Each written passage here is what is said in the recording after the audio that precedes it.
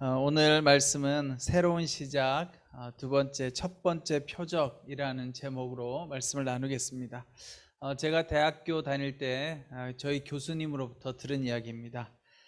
저희 교수님께서 당시에 대학에 들어갔던 목적을 이야기해 주셨어요. 교수님께서 대학에 들어가게 된 동기와 목적이 있었다면 사랑했던 여인을 사귀기 위해서 대학에 들어갔다고 합니다.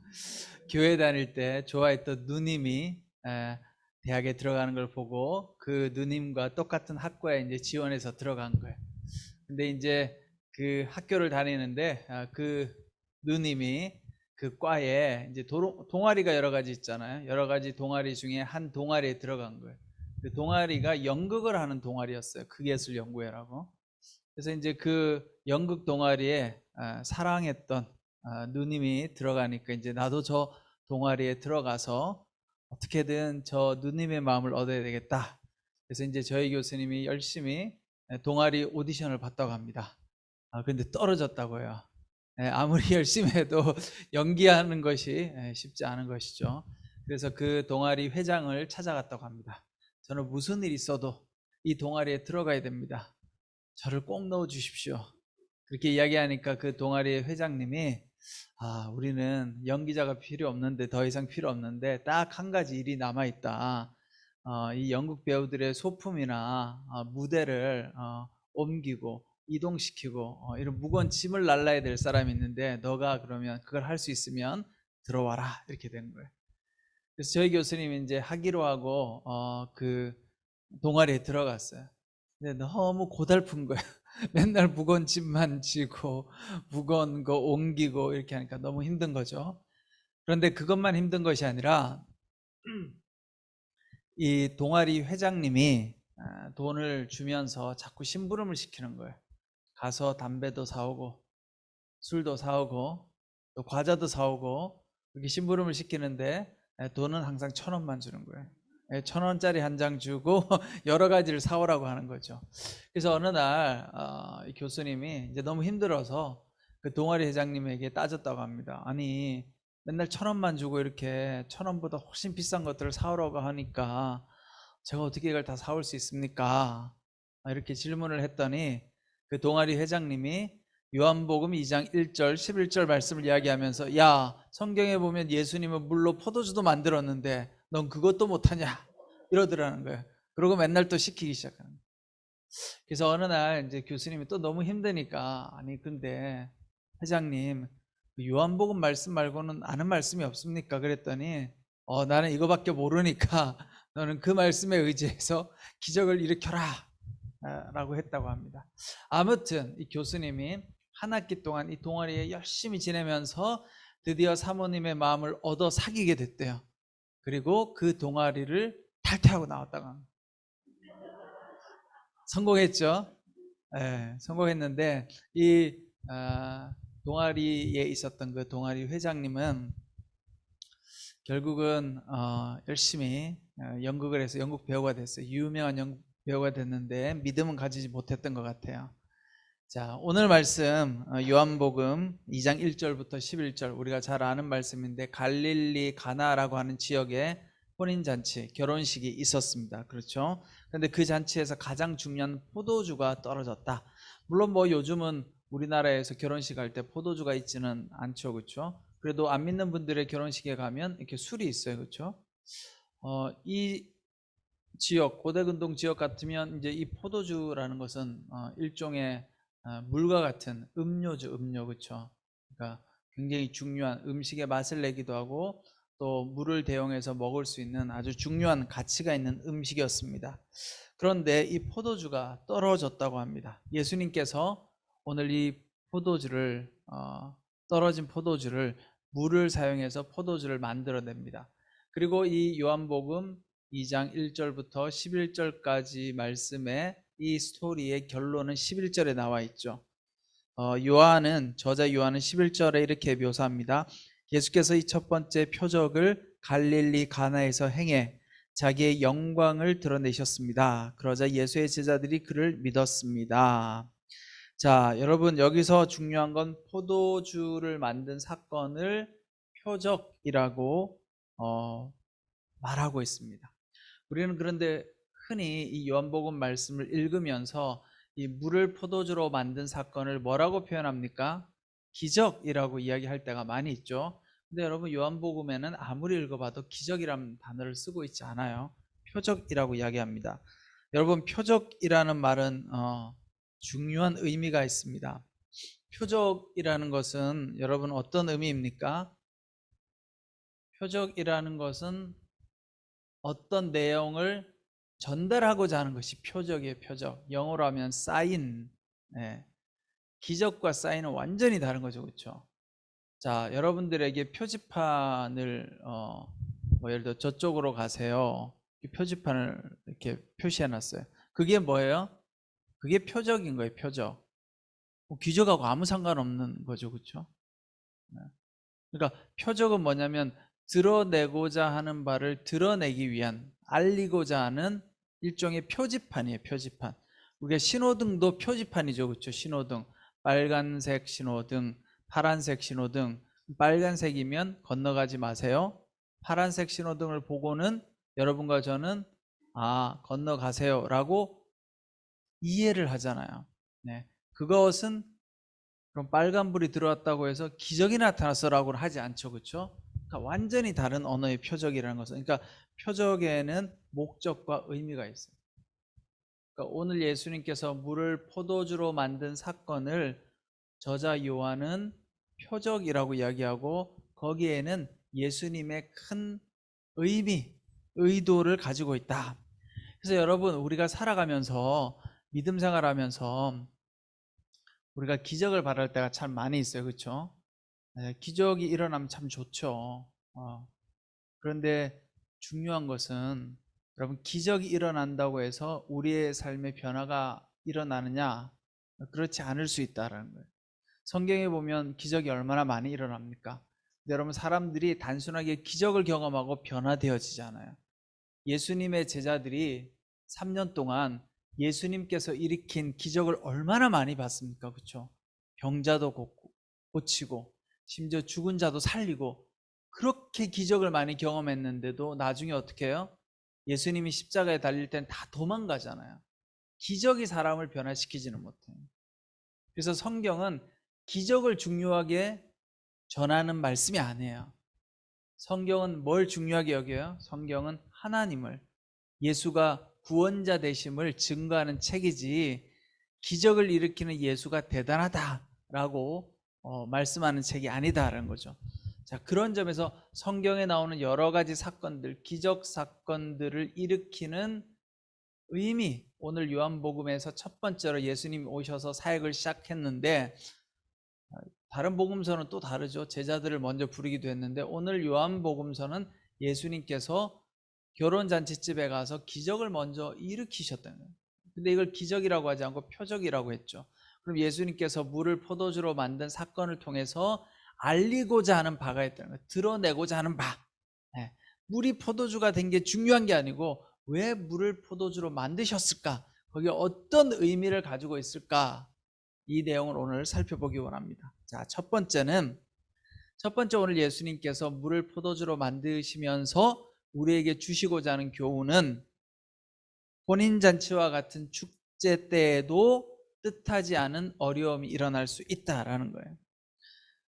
여러분 3절에 보면 그런데 포도주가 다 떨어지자 예수의 어머니는 예수께 와서 포도주가 다 떨어졌구나 라고 말해 주었습니다.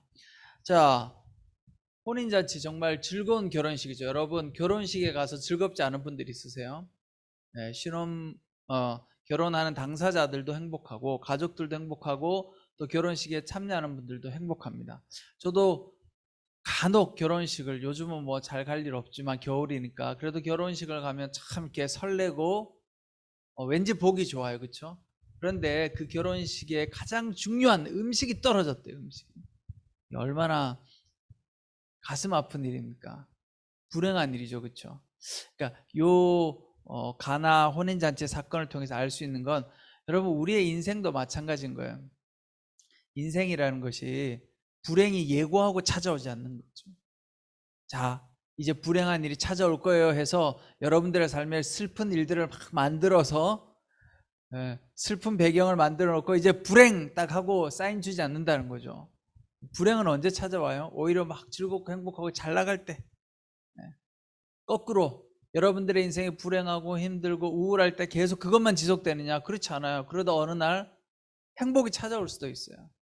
근데 중요한 건 우리의 인생에는 어떤 일이 일어날지 모른다. 그러니까 우리는 늘 겸손한 마음으로 살 수 있어야 되는 거예요. 너무 잘 형통하게 잘 된다고 해서 막 좋아하고 자만하고 살아갈 것이 아니라 오늘 이 혼인잔치를 택한 것도 한번 보세요. 왜 이 요한은 이런 스토리를 기록했을까? 혼인잔치만큼 기쁘고 즐거운 일이 어디 있어요? 그런데 여기에 세상에 포도주가 떨어졌으니 정말 이 혼인잔치가 아주 지금 아수라장이 될 만한 그런 일이 일어난 거죠. 자, 우리의 인생 가운데 이렇게 평안하고 행복하고 즐거울 때도 어려움은 찾아올 수 있다. 여러분들이 예수님을 잘 믿고 믿음 생활을 열심히 해도 삶의 어려운 일은 찾아올 수 있다는 거예요.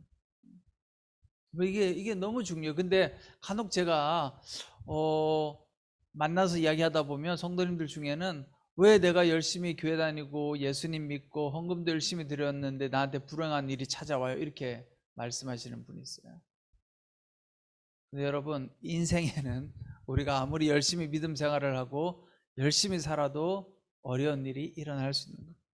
여러분들이 조현병을 앓고 조울증을 앓고 여러분 마음에 질병이 찾아오는 것 꼭 여러분들이 잘못해서만이 아니에요. 그냥 그런 일이 일어날 수 있는 거예요. 인생을 살다 보면 내 믿음 생활과 상관없이 내가 인생을 열심히 살고 안 살고와 상관없이 삶의 문제는 찾아올 수 있는 거예요. 그거를 뭘 탓을 하려고 하면 안 돼요. 내가 혹시 잘못 살아서 그렇나? 많은 분들이 그러잖아요. 내가 전생에 죄를 많이 지어서. 근데 교회 다니는데 전생을 믿어요. 그렇죠? 내가 죄를 많이 지어서. 근데 여러분, 우리가 그런 거에 빠지면 안 돼요. 하나님, 내가 뭘 잘못했길래 나한테 이런 어려운 일이 옵니까? 물론 회개하는 자세는 중요하지만 우리의 잘못과 상관없이 삶의 위기는 찾아올 수 있다. 또 우리의 삶에 행복이 가득 차 있을 때도 어려운 일을 발생할 수 있다. 이것이 예수님께서 오늘 우리에게 해주시고자 하는 말씀의 두 번째, 그런 일이 일어날 때 어떻게 해야 되느냐? 두 번째는 예수님을 찾아가야 된다라는 거죠. 그런데 여러분 보세요. 예수님을 찾아갈 생각을 못합니다. 왜냐하면 혼인잔치집의 주인은 누구예요? 예수님이 아니에요. 예수님은 그냥 손님이에요. 혼인잔치집의 주인은 신랑이라고 생각할 수도 있고 이 잔치를 주관하는 그죠? 잔치의 주관자라고 생각할 수도 있잖아요. 그러니까 우리가 우리 삶에 문제가 일어나면 예수님께 찾아가야지라고 생각을 못할 때가 있어요. 아, 이 문제는 요 분이 풀어줄 수 있을 거야. 여러분들 회사에서 문제가 일어나면 그 문제 누가 해결할 수 있다고 생각하세요? 네. 그래요. 회사에서 문제가 일어나면 그 회사의 뭐 사장님이든 아니면 내가 속해 있는 그 영역의 뭔가 리더가 이 문제를 풀 수 있을 거야. 그리고 그 사람만 쳐다볼 수 있잖아요. 그렇죠? 대한민국에 문제가 일어나면 우리는 다 정치인들이 문제를 해결할 거라고 생각해요. 대통령 선거 잘하면 문제가 해결될 거야. 그래서 여러분 막 목숨 걸고 막 흥분하는 분들 있잖아요. 교회 안에도 많더라고요. 뒷골 잡고 이렇게 막 힘들어하고. 근데 여러분 물론 대통령이 문제를 많이 해결하겠지만 그 궁극적인 문제는 누가 해결해요? 하나님, 예수 그리스도가 문제를 해결하는 거예요. 근데 우리가 교회에서 문제가 생기면 기도해야지. 예수님이 문제를 해결해 줄 거야. 이렇게 생각하지만 교회가 아닌 곳에서 믿음과 상관없는 곳에서 일이 일어나면 우리는 예수님께 기도하지 못해요. 그래서 거기서 한참 문제를 해결하려고 씨름하다가 나중에서야 예수님을 찾죠. 그렇죠? 방법이 안 되니까. 아무리 여러 가지 방법을 동원해도 어려워지니까. 자, 오늘 문득 이 포도주가 떨어졌는데 갑자기 예수님의 어머니가 나섭니다. 이 내용도 참 황당하죠. 그렇죠? 예수님의 어머니가 나서 가지고 어떻게 해요?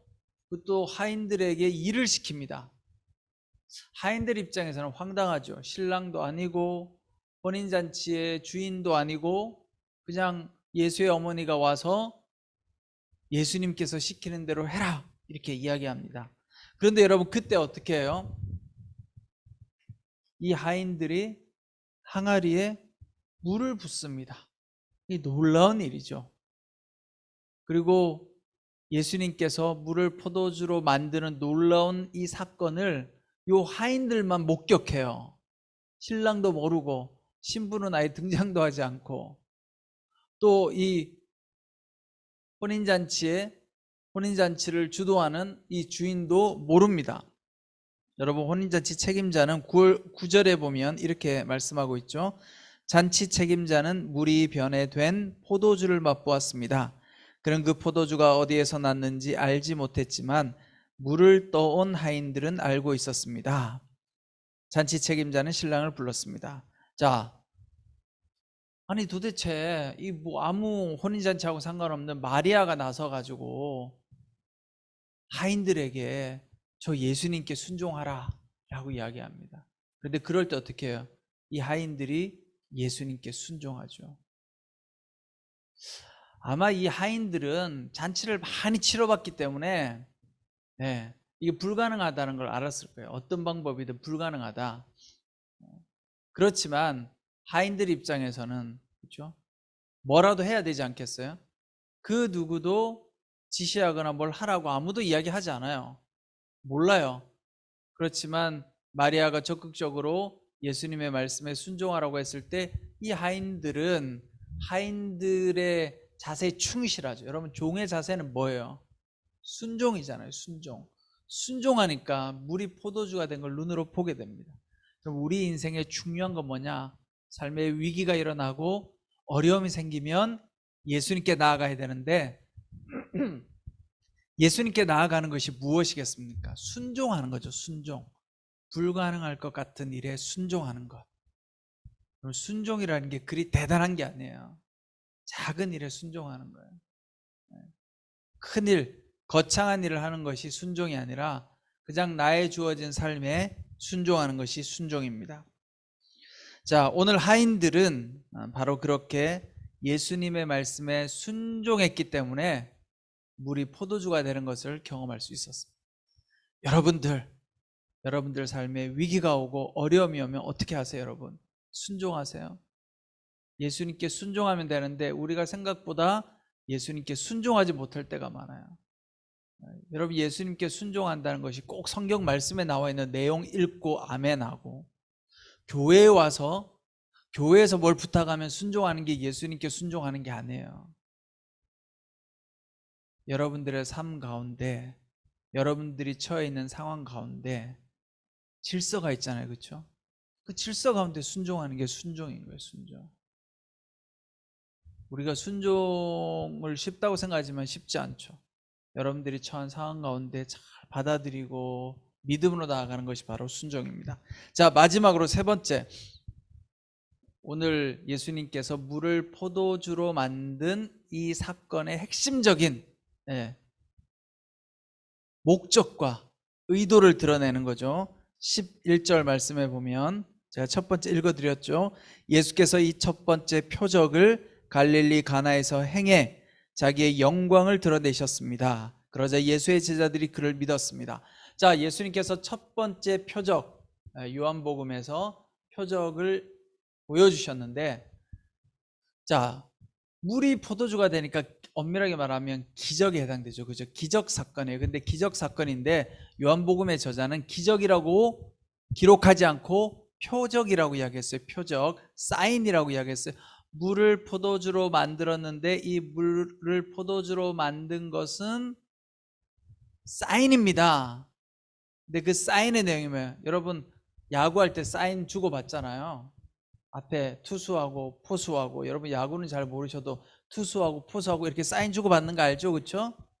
이렇게 사인을 딱 하면 공을 어디로 던져라 이런 거예요. 그러니까 물을 포도주로 만들었는데 그게 사인이래요. 사인. 자, 이게 무슨 사인일까? 물을 포도주로 만들었는데 물을 포도주로 딱 만들어서 사람들한테 이게 사인이야. 무슨 사인이에요? 그게 뭘 알려주려고 한 거예요? 11절에 보니까 첫 번째는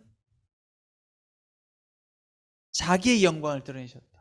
예수님의 영광을 드러내셨다는 거예요. 영광. 예수님께서 영광이 드러났다는 거예요. 이게 무슨 말이에요? 예수가 하나님의 아들이다. 예수님이 신적인 존재다. 예수님이 구원자라고 하는 것을 드러내신 사건이에요.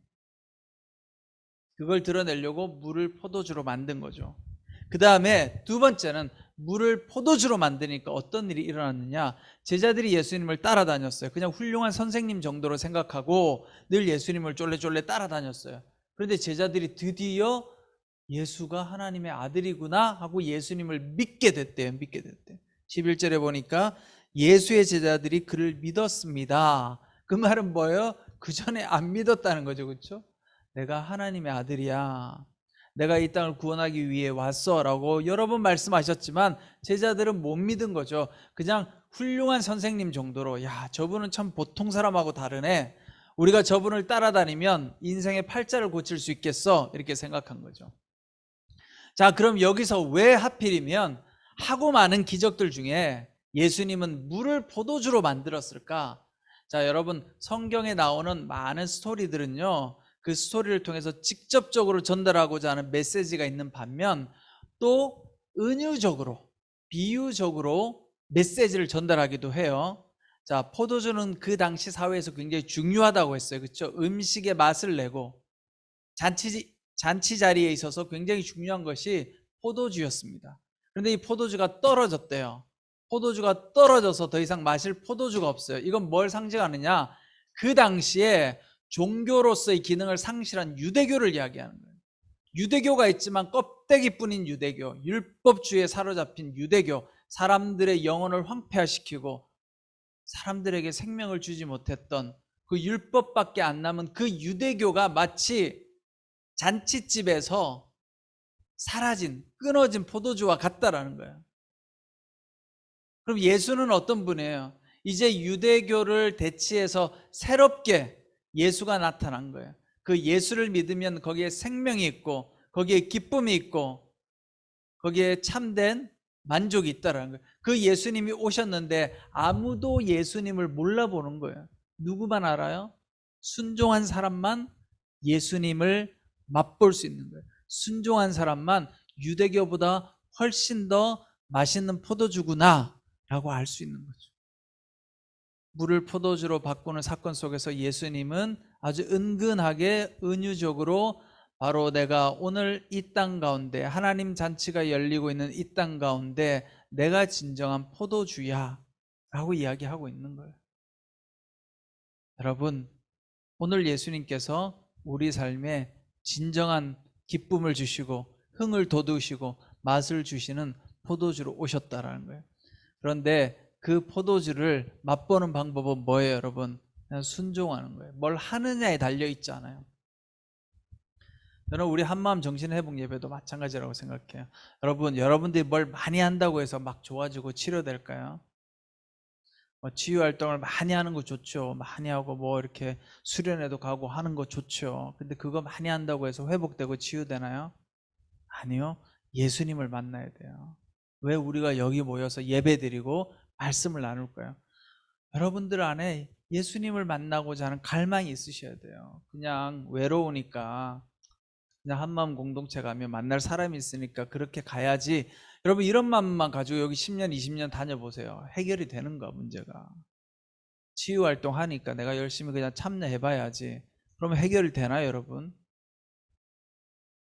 해결 안 돼요. 그러면 늘 여기 와서 서로 내 안에 있는 상처를 꺼내가지고 이 상처로 찌르고 서로 아프고 또 갈등하고 그러는 거예요. 올해 2022년도에 여러분 목표를 분명하게 해야 돼요. 예수를 만나야 됩니다. 예수님을 만나야 돼요. 물을 포도주로 만드신 예수님, 그 당대에 필요 없는 맛없는 껍데기에 불과했던 유대교를 대체하고 새로운 포도주로 오신 그 예수님을 우리가 만나야 여러분들 영혼의 생명이 깃들지 않겠습니까? 여러분들 영혼의 생명이 들어가야 여러분들의 마음도 치유되어지고 회복되어질 줄 믿습니다. 오늘 첫 번째 사건, 여러분, 제가 지난주 이야기했죠. 하나님은 시작의 하나님이라고. 새로운 일을 시작하는 하나님. 예수님도 새로운 시작을 하셨어요. 근데 첫 시작이 무엇이었습니까? 물을 포도주로 만드시면서 내가 바로 하나님의 아들이야. 그걸 보여주신 거예요. 첫 번째 사건은. 오늘 우리가 해야 될 것은 예수를 만나야 돼요. 2022년도 여러분들이 첫 번째 삶의 목적으로 정해야 될 건 뭐예요? 나 원래 꼭 예수님 만날 거야. 예수님 안에서 참된 생명을 맛보고 내 영혼이 살아나기를 원해. 그럼 이런 목적을 가지셔야 돼요.